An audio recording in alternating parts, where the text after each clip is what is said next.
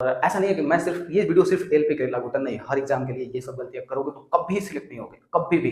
तो नोट करके लिख लो मैंने क्या क्या बताया। तो hello and welcome back to my channel दोस्तों।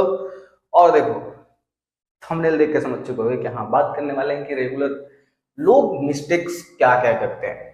और इस ये कैसे मुझे पता चला, देखो जब से मैं यूट्यूब चलाना स्टार्ट किया हूँ जनरली, तो लोग कमेंट ऐसा ऐसा करते हैं कि उससे मुझे समझ में आता है कि अच्छा यहाँ पे मिस्टेक करते हैं लोग। तो उन्हीं सब चीज़ों में से, कमेंट्स में से ही मैंने देखा है कि हाँ, ऐसा ऐसा गलती कर रहे हो आप लोग। तो सबसे पहला कि एक कमेंट आया मुझे कि भाई एलपी के इंटरव्यू में क्या पूछा जाता है। मैं कसम से बोल रहा हूँ भाई, बुरा मत मानना, मन किया ना इसे फोन में हाथ घुसा के थप्पड़ मार दूं। अबे यार, इंटरव्यू होता ही नहीं भाई एलपी में। और एक लोग नहीं, ऐसा बहुत सारे, कम से कम 10-15 कमेंट तो आ चुके हैं। तो हाँ, उन्हीं बारे में बात करने वाले हैं कि लोग मिस्टेक कहाँ कहाँ करते हैं। सबसे पहला चीज, मैं बेसिक ऐसे ऐसे आगे बढ़ता जाऊंगा और एक तरह से ये समझ में आ जाएगा कि हाँ, अगर मैं ये मिस्टेक करता ना तो मैं भी यहाँ नहीं होता, तुम करोगे, तुम भी नहीं होगा, सिलेक्शन नहीं होगा भाई। तो वीडियो इन तक देखना, अगर इसमें से तुम एक भी मिस्टेक करो तो उसको सुधारो, भाई है तुम्हारा, गाइड करते रहेगा, पढ़ो। तो चलो, सबसे पहला बात कि लोग, जैसा ये वाला कमेंट आया, कहता है भैया जीके कहाँ से पढ़ना है। अब यार, जीके है ही नहीं सिलेबस में। तो इससे सबसे पहला मिस्टेक आता है, तो सिलेबस रीड नहीं करना एक सबसे बड़ा मिस्टेक हो सकता है। क्यों? क्योंकि यार जैसे लोग कमेंट करते हैं कि जीके कहाँ से पूछता है, भाई जीके नहीं आता है। अगर तुमको सिलेबस पता है तो तुम एकदम पॉइंट टू द पॉइंट पढ़ाई करोगे। और टू द पॉइंट पढ़ने का फायदा क्या है कि कम टाइम में बहुत ज्यादा नॉलेज।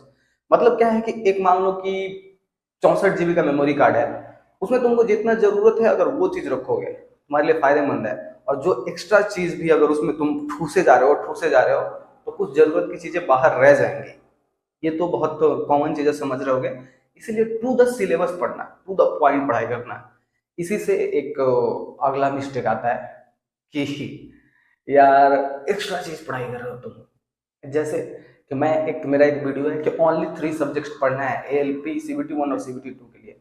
लिंक भी यहाँ पे देख सकते हो, पहले ये देख लो। तो अब तुम एक्स्ट्रा क्या कर रहे हो कि यार पहले ट्रेड पढ़ लेते हैं, पहले ट्रेड पढ़ लेते हैं। अबे यार, तुम CBT 1 क्वालिफाई नहीं कर पाओगे, ट्रेड पढ़ोगे तो सिर्फ कहाँ से होगा। एक ये मिस्टेक आता है। तो हाँ, एक्स्ट्रा चीज नहीं पढ़ना है। और एक्स्ट्रा चीज पता कैसे चलेगा क्या एक्स्ट्रा है, तो सिलेबस देखोगे तो 2 मिस्टेक्स, ये सबसे बड़ा मिस्टेक है, इसलिए मैं इसको पहले बता रहा हूँ। और इसी से एक नेक्स्ट मिस्टेक आता है कि तुम पढ़ाई स्टार्ट कर दिए लेकिन प्रीवियस ईयर क्वेश्चंस नहीं देखे।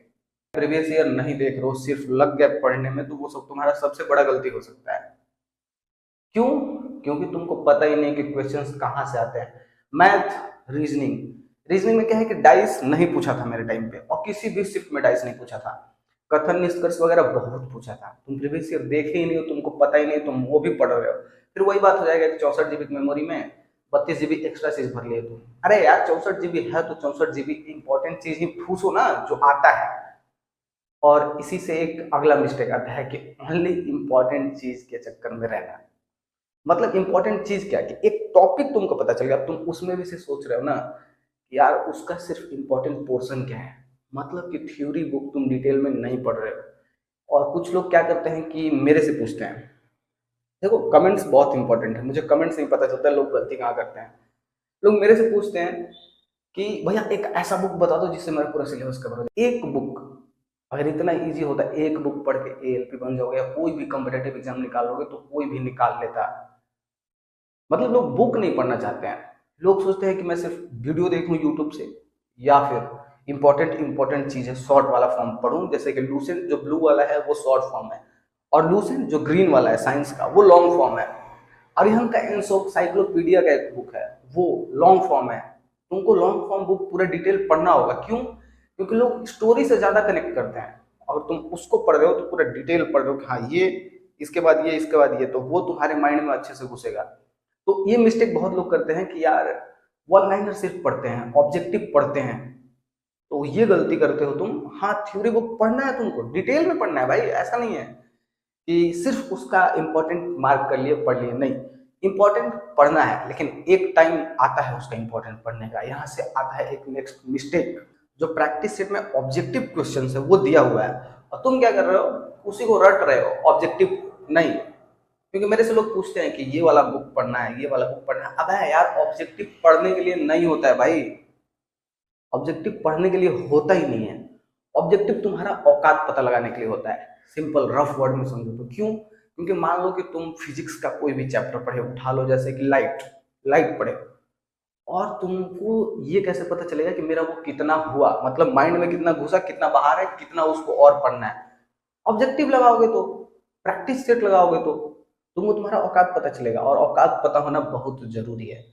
वो वाला औकात नहीं कि मतलब वो वाला औकात कि हाँ मैं कितना गेन किया हूं अभी तक और कितना और चाहिए, ये चीज का। तो एक चीज कि तुम ऑब्जेक्टिव को अगर याद कर रहे हो तो तुम्हारा जिंदगी का सबसे बड़ा गलती हो सकता है ये समझ लो।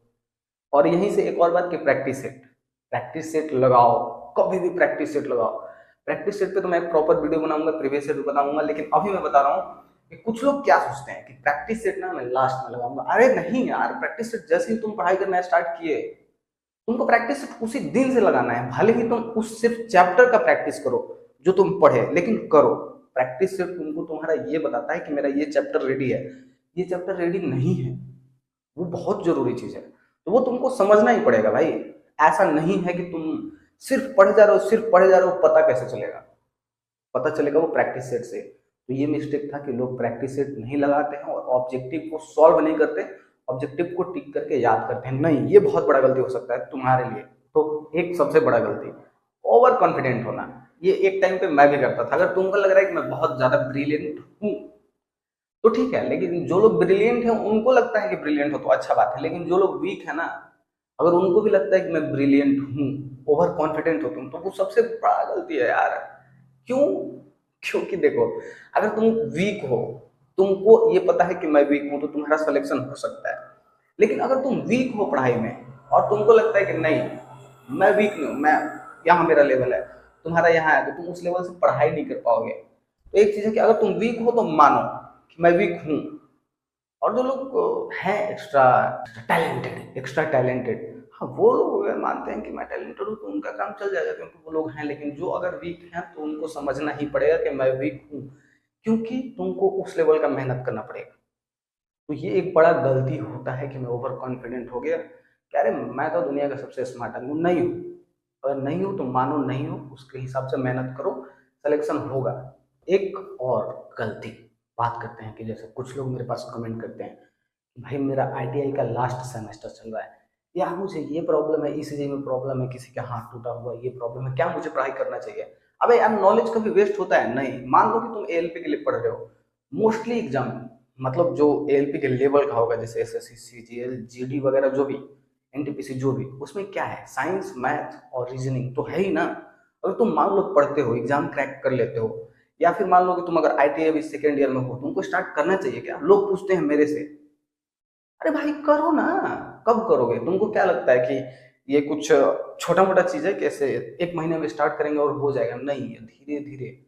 ये 100 मीटर का फास्ट दौड़ नहीं, मैराथन होता है कुछ लोगों के लिए। तो हाँ, मैराथन भी करके तुम जीत सकते हो, अच्छा नॉलेज हो सकता है। क्यों? क्योंकि यार स्टार्टिंग से धीरे धीरे धीरे धीरे अगर तुम कहीं सीढ़ी पे चढ़ो तो फाइनली पहुंच जाओगे। एक ही बार दौड़ के स्टार्ट करोगे तो हो सकता है कि मिस्टेक से तुम सीधा नीचे ही आ जाओ, मतलब सिलेक्शन ना हो। ये चीज है। तो ये एक बहुत बड़ा गलती है। मैं कमेंट्स से ही समझता हूँ कि लोग क्या क्या गलती करते हैं। तो ये सारी गलतियां जो है मैंने तो कभी नहीं की। मैं बुक डिटेल में पढ़ता था, प्रैक्टिस सेट रेगुलर लगाता था, एक क्या मैं दो लगाता था। प्रीवियस ईयर अच्छे से मैंने देखा हुआ था, फिर उसके बाद भले ही सिलेबस चेंज हो गया फिर भी मैंने देखा हुआ था। फिर उसके बाद मैंने कभी नहीं पूछा था किसी से या सोचा था कि अब पढ़ाई स्टार्ट करना चाहिए, क्योंकि साइंस, मैथ, रीजनिंग में रेगुलर पढ़ता था, रेगुलर मेंटेन करता था। हाँ, लेकिन मैंने डिप्लोमा फाइनल करने के बाद ही स्टार्ट किया था। तो तुम लोग अगर अवेयर हो तो करो। और लास्टली मैं उन लोगों के लिए बोलना चाहता हूँ जो लोग कमेंट करते हैं कि एएलपी मेरा ड्रीम है। तो सपने ना सो के देखने से पूरे नहीं होते, जग के मेहनत करने से पूरा होता है। तो भाई मेहनत पूरा करो। गाइड करने के लिए तुम्हारा भाई बैठा हुआ है, गाइड हमेशा करेंगे। हो सकता है कुछ दिन में पढ़ाएंगे भी। तो चलो ठीक है, ये वाला वीडियो बस इतना ही। अगर हाँ, एक चीज मैं बोलना चाहूंगा यार, वीडियो को लाइक करना चाहिए, सब लोग लाइक करो। नए हो तो चैनल पे सब्सक्राइब कर लो। और ऐसा नहीं है कि मैं सिर्फ ये वीडियो सिर्फ एलपी के लिए लागू होता है, नहीं, हर एग्जाम के लिए ये सब गलतियां करोगे तो कभी सिलेक्ट नहीं होगे, कभी भी। तो नोट करके लिख लो मैंने क्या क्या बताया। अगर ये कर रहे हो तो अब से मत करना। चलो ठीक है, मिलेंगे नेक्स्ट वाले वीडियो में, तब तक के लिए अलविदा, सब्बा खैर, अपना ख्याल रखो और पढ़ाई लिखाई करो यार।